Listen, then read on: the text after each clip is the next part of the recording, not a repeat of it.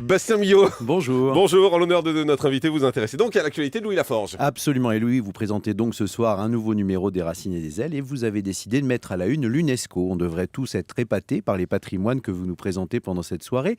Démarré à 20h35, le périple se terminera peu avant 23h, mais disons-le d'emblée, cela vaut le coup que même les grands-mères veillent pour contempler toutes ces grandes merveilles.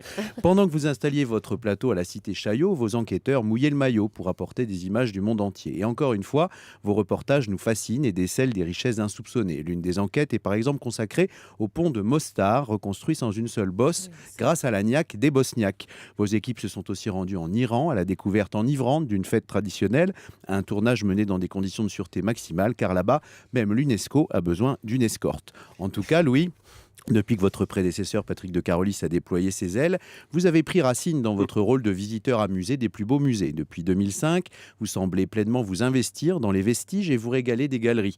Et en plus, l'émission marche bien. Bref, à vous voir ainsi en pleine lumière, on en arrive presque à douter qu'il existe un côté obscur de la Forge. Et dans un autre registre, on le disait, Louis présentera lundi prochain les victoires de la musique classique. Et oui, Jean-Marc, vous serez donc en un duo avec Frédéric Lodéon pour présenter en direct la 19e édition de cette cérémonie. Après les entraînantes victoires de Nantes en 2011, les classiques du classique s'affrontent cette fois dans la capitale.